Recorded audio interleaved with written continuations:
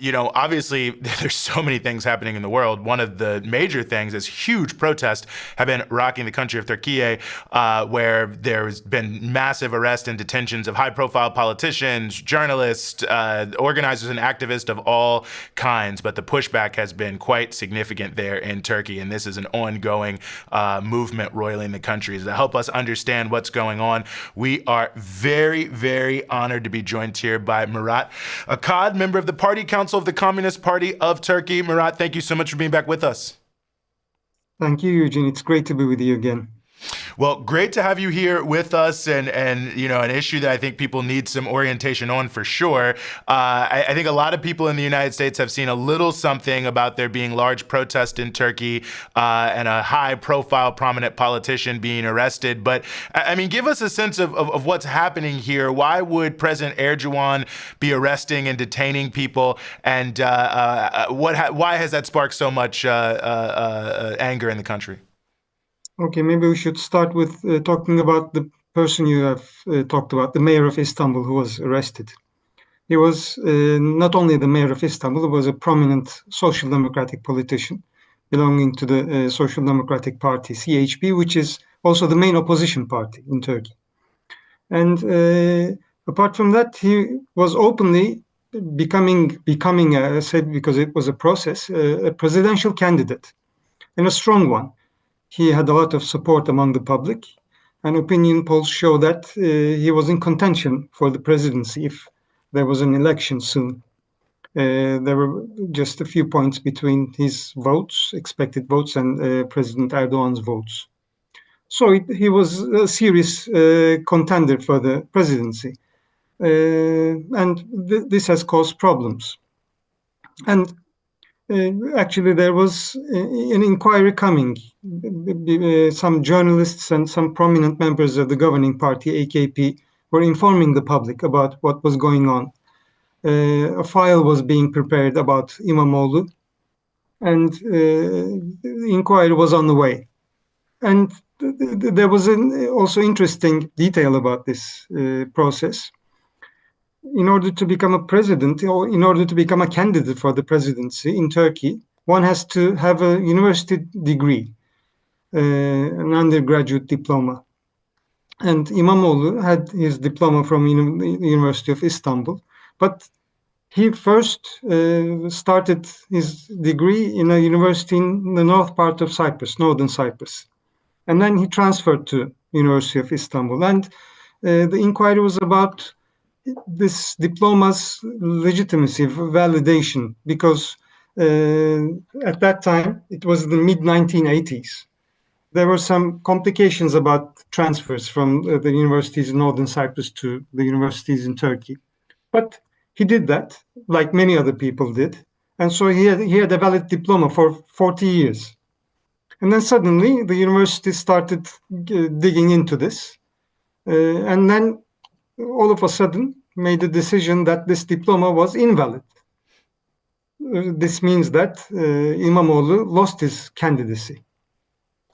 And later that day, next morning, he was also detained along with more than 100 other people, some officials from the municipality, some business people linked with the municipality, doing business with the municipality, and plus some district mayors. Istanbul has also smaller districts, which has their own mayors. So over 100 people were detained. And this triggered the starting of the protests. The interrogations went on for 4 days, and then Imamoglu and some other people were arrested. And they were charged with two things. One was corruption, and the other was forming a terror organization. But the arrest came from the corruption file. He was released from the terror file. But the protests had already started for those 4 days, and hundreds of thousands of people took to the streets in different places, not only in Istanbul, but in many cities in Turkey.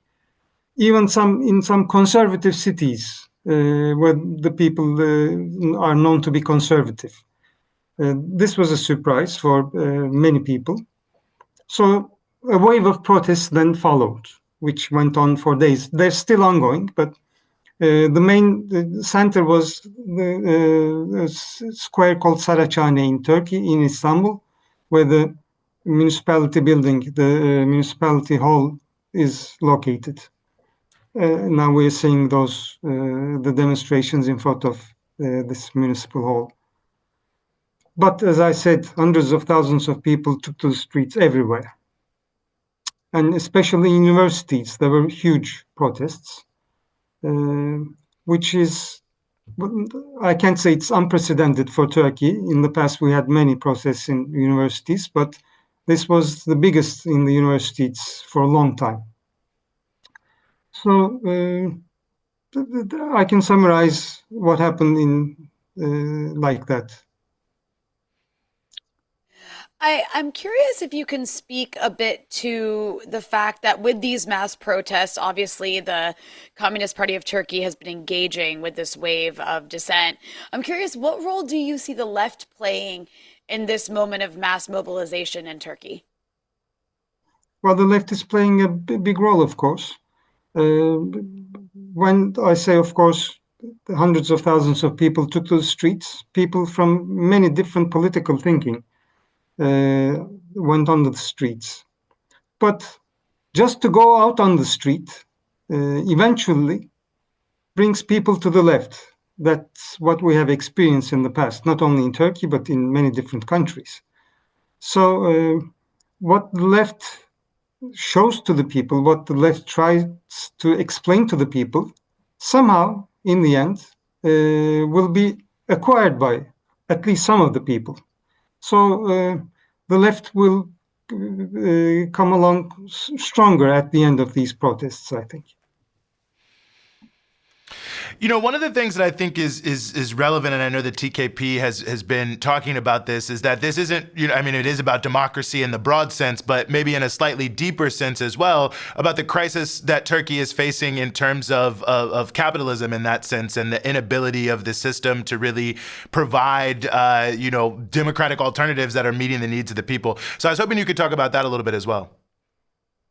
Yeah, what triggered the protests was the detainment of Ekrem Imamoglu, maybe, but there are many other underlying factors, of course. There are many huge economic problems for the people, not for the capitalists. They're making huge profits, but the people are living through a really difficult time. There's a rapid rise in cost of living. People are having great difficulty. There's poverty is growing, and people are full of anger about this because they see that rich people are getting richer every day, but they are getting poorer. The youth have a lot of worries for the future. They know that even some of them who have the university degree, they will be unemployed very soon, or will have to work in jobs that they don't want to, or will dream about leaving the country and go to maybe somewhere in Europe, in the United States, etc., to find jobs. That's one issue. But not only that, people are really also angry about the state of justice in Turkey. People have lost confidence in the judicial system. They know that what's going on is not just. So one of the main slogans that in these protests was to call for justice. And what caused also some anger among the people was that many renowned people, especially journalists, intellectuals, they have been charged with conspiracy. And people know that they're honest journalists, honest people. So this caused also anger among the people. And on the same day when Imamoglu and the others were detained, a renowned journalist was detained as well, but he was later released. Well, he's under house arrest, not exactly released. And people are also angry about the anti-democratic measures that the government has been taking. The rights are being suppressed. The right to demonstrate has been suppressed for a long time. The rights for workers, the rights to go on strike is being suppressed. Strikes are being banned or postponed indefinitely. Freedom of press is being suppressed. Freedom of disseminating information is being suppressed. And only today, two big TV channels, social democratic TV channels, I can say, they receive punishments from, there's a radio television high commission. And this commission gave punishments, punished two channels for just showing the protests where the CHP leader spoke. And one was closed, is going to be closed for 10 days. And the other is going to have a smaller punishment, but still it's a punishment. So freedom of press is being suppressed. So all of these are important factors for the people to go out and shout out their anger. And then, I'm curious when it comes to the way that, as you've just described, Erdogan's government is escalating its crackdown on these democratic freedoms, is, the violent police response, the home raids, the mass arrests, the attacks on media, the suppression of dissent. How do you see the balance of power shifting, I guess, within Turkish society? And what are the prospects for building a broader, unified opposition against the AKP's authoritarian rule? Because I imagine there is quite a bit of opposition, obviously, but it's coming from maybe different political spaces.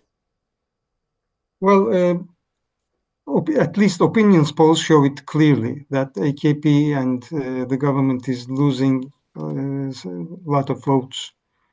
And they have been in government, as you know, for 23 years now.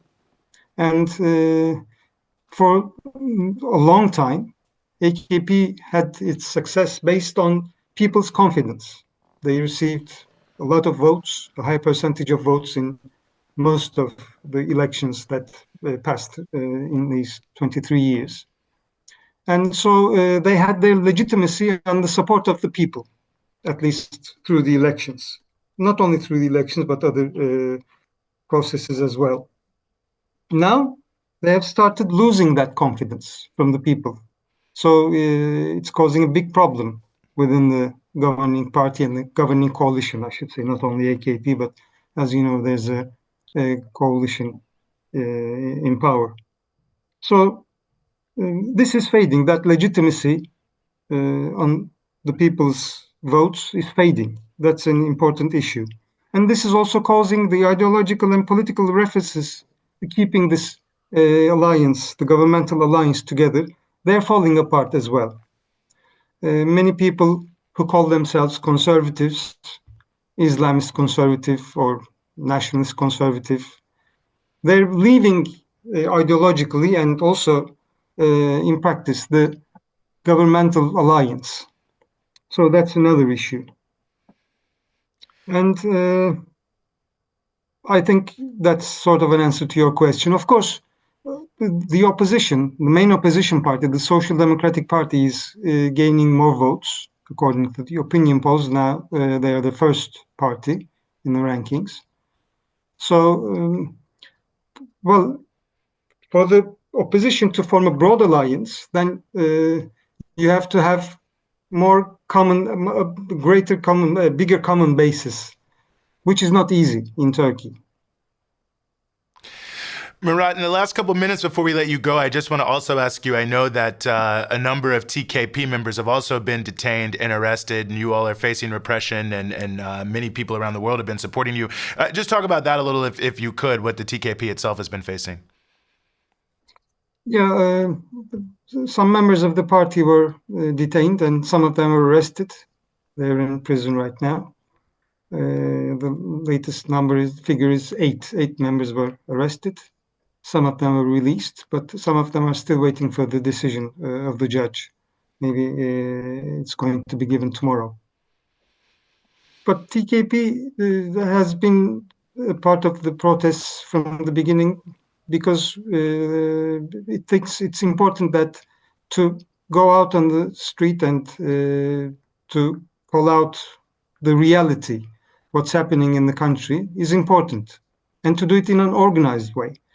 We think that the anti-democratic measures I talked about, the rights being suppressed, especially the right to vote, actually. Maybe the most important thing is the right to vote. The right to vote is being suppressed. The right to be elected is being suppressed. At least the Imamoglu example is showing this. He was elected with a high margin, and all those votes have been gone. There have been previous examples, and trustees were appointed to the place of the mayors who were elected by the people. This is a big problem. This is an assault on the right to vote and the right to be elected, I should say. And TKP is finding this important because the right to vote, the universal suffrage, that right was taken by the struggle given for decades, for many years. So it's a really important right. So we think that it's important to defend this right.